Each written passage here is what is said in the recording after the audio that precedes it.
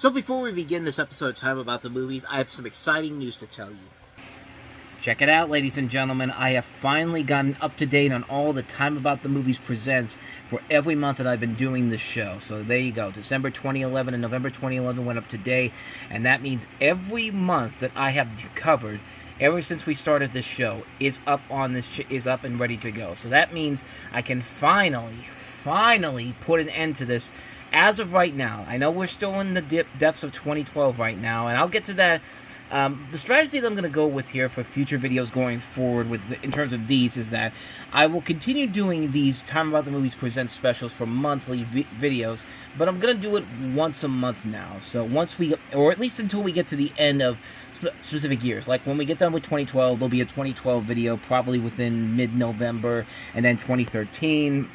So probably when we get done with that around late December, early January. I'd have to double check to see where the timing is on this whole thing. But this was a long, arduous process to get all these episodes done. Because not only did I have to edit all the episodes together into one video, YouTube was really being a pain in the butt getting these videos updated, mostly because of slow internet and the fact that I was putting up too many videos at one point. I had to stop doing these for a little bit, so that's why there was kind of a little bit of a lull between 2007 and 2008, as I'm just going through this thing here to show you, but hey, in the end, it really came down to it took me a long time to do this, but in the end, it was definitely worth it. And I'll tell you, the last couple of days alone were really a struggle, because yesterday was a really bad day for just uploading videos. I don't know what was going on with my internet and all that, but like I said before, the Time About the Movies video I did for yesterday took 5 hours to upload. It was a 20-minute video, but it took 5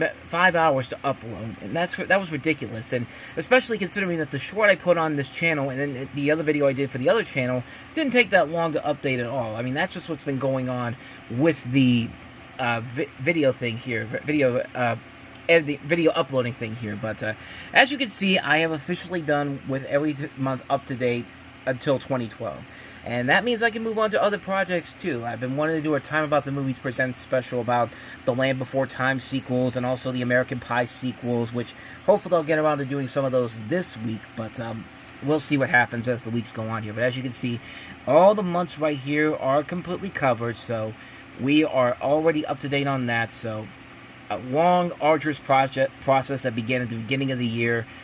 It was worth it to finally get to that point in time, and I'm just letting this kind of fill out here so you can see how far this thing goes. Because yeah, it took me a couple of months to get this going. As you see, 7 months ago, I did the stuff from '93, and we're heading back towards to '92. So this thing took me all the way to the beginning of the year to get this done. And who knows? By the time if I get video uploading equipment that'll be much faster, I'll maybe consider, and we'll actually have a lot more room for space on here, I might just do a full year's worth of these at some point. But again, that's going to take a long time for me to get the equipment to use this. I have to figure out what to do here. Because remember, I'm doing this on my phone mostly, so it's taking up a lot of space to get these videos up there together on their own merits. But like I said, 9 months of work finally came to a close today. So I'm really happy to say that this is updated and ready to go, and there'll be some more Time About the Movie specials coming up in the not too distant future. But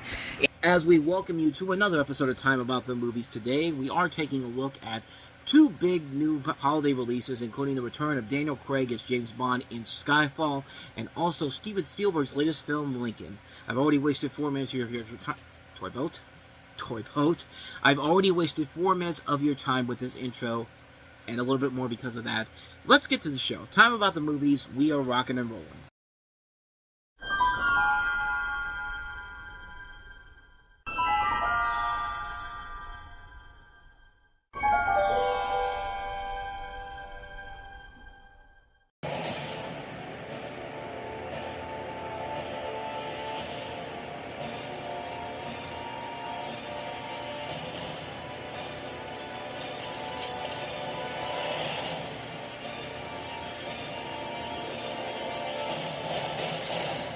Reporting for duty.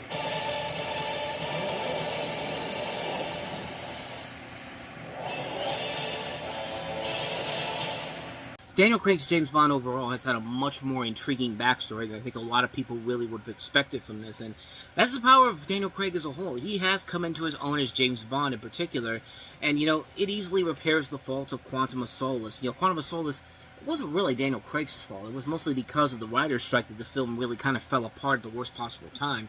And even then, it wasn't a bad movie overall, but Judi Dench is really good in here as M. It's her best performance in the series, which basically is kind of her last performance in the series in general because of what happens to her in this. Javier Bardem, I thought, was very good playing the villain in this. They basically bought him in there because of Anton Chigurh from No Country for Old Men. I mean, that's pretty obvious. I mean, it's the same reason why Christoph Waltz comes in the next film, Inspector, as Blofeld. But, he won the Oscar, of course. He was going to win another Oscar this year for Django Unchained, but the rest of the cast overall is pretty good in here. The action sequences are really well done. Like, it's amazing when The Bourne Legacy came out. I just felt really let down by what I saw from that movie. Like, they needed to watch this and take notes on how to do this. There's tension. There's no telling how it's going to end. There's no BS cop-out at the end. I like the ending sequence overall, too. It's basically kind of like the James Bond equivalent of Home Alone, except if Macaulay Culkin uses guns and grenades on Marv and Harry instead of micro machines and all that. Like, if Home Alone was strictly an R-rated movie, pretty much, the tension grows, the outcome is very well done. If there's any faults I have with this, the story overall, I think it tries a little too hard to mimic some of the plot lines from stuff like The Dark Knight and The Avengers. Like, you could pinpoint areas where you could see things lifted from both movies, like the way Javier Bardem's character sitting in his prison cell, like Loki does in The Avengers, to the terroristic ways the bad guys, what he does a lot, on how the Joker commits the crimes he did in The Dark Knight. There's a lot of elements taken from those movies in particular, and you would expect these to kind of stand out on their own because of that. I will say also the pacing is a little bit off too. It never gets to the point where it ruins the film for me, but it does run a little too long at 2 hours and 23 minutes long. I mean, it feels way too long of a James Bond movie. I mean, granted, Casino Royale was just as long, but I think they did a better job of a better story overall and better pacing overall. And this, it does stretch its welcome a little bit, but never to the point where I really hated the film. I would honestly say this is my second favorite James Bond movie that I've seen. I mean, it's a movie that really is one of the best ones of the series, no question about it. I mean, it's everything you want to see in a James Bond movie, and then some. It's everything you can ask for, and it was such a success that Sam Mendes came back to do the next film, and unfortunately that one didn't have the same impact as this film did, but this also has one of the great Bond theme songs of all time. You cannot think of great Bond theme songs and not think of Adele's Skyfall, Look at the skyfall, watch it crumble. I can't do the whole thing because of copyright concerns, but yeah, it's one of the great songs in the Bond movies in general. That, and also the Sam Smith song for Spectre, which, to be perfectly honest, is probably the best thing about that movie per se. But yeah, overall, terrific film. Really, really enjoyed the hell out of it. Skyfall, one of the best James Bond movies of all time, no question about it. So with that said, let's go ahead and move on to the other big new release this weekend, Steven Spielberg's latest film, and that is Daniel Day-Lewis as Abraham Lincoln.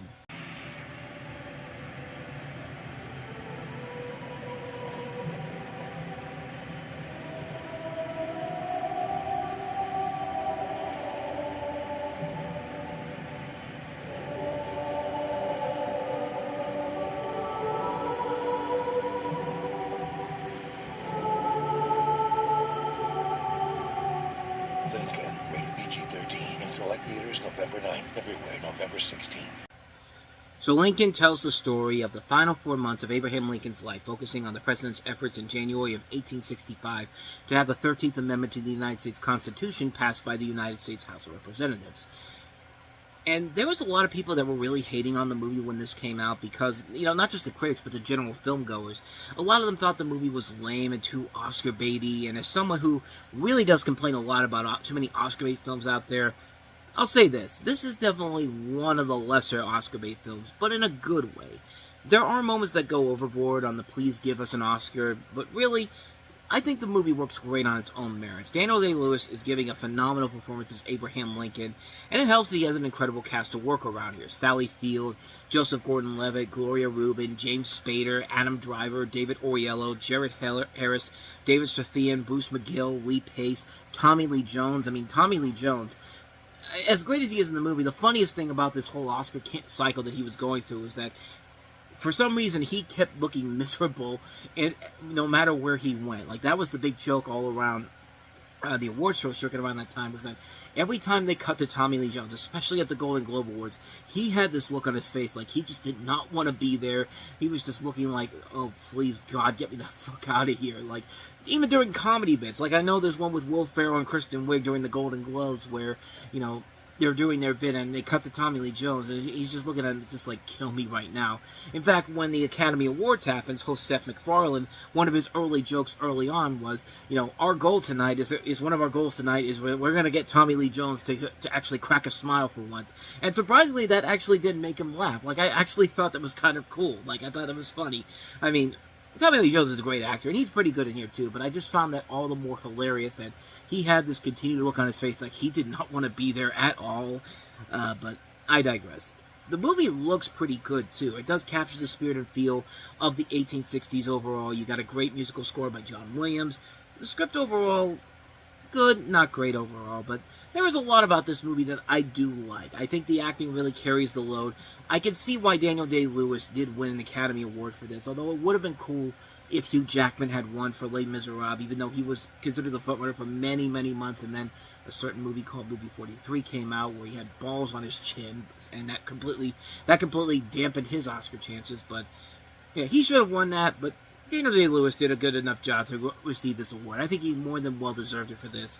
He really does carry the role of Abraham Lincoln here very, very well. A guy that really does not do as many films as he usually does, but when he does, he always knocks it out of the park, man. I mean, this is a guy that knows how to pick his scripts and knows that he can take as many breaks as he wants to. If he finds something good that he'll go with, he'll more than take the opportunity to do it.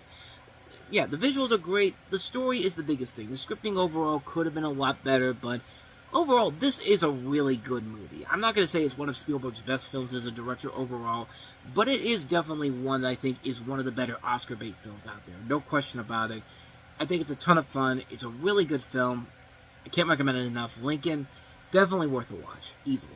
And thus, with all that said, we wrap up this episode of Time About the Movies. Next time we meet, we have the long-awaited conclusion of the Twilight Saga, Breaking Dawn Part 2, which almost redeems the entire series, except for one stupid thing they do at the end, but we'll touch on that as we go along here. But despite that movie's coming out, we do have not only one of the best movies of the year, the best movie of the year in my personal opinion, but one of my favorite movies of all time, The Silver Linings Playbook from David O. Russell. Bradley Cooper, Jennifer Lawrence, Robert De Niro, Jackie Weaver, Julia Stiles, Chris Tucker.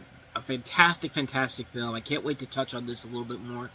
We also have Keira Knightley and Anna Karenina, of course, based off the tale from Lore, or I don't even know what I'm saying there, but it's based on old stories. We'll touch deeper into details on that on the next episode. 3 films to take a look at on this pre-Thanksgiving weekend.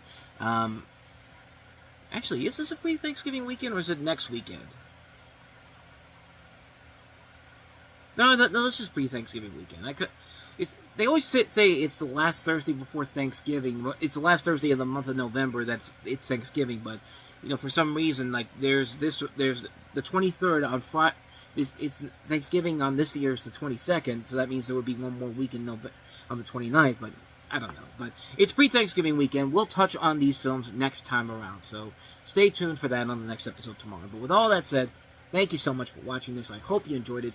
If you did, please go ahead and do me the honors of hitting that like button, that subscribe button, and that notification button. Also, don't forget to check out our playlist, and don't forget to check out the previous episode we did. Now, with all that said, whether it's in the past, the present, or the future, I will see you at the movies. Take care.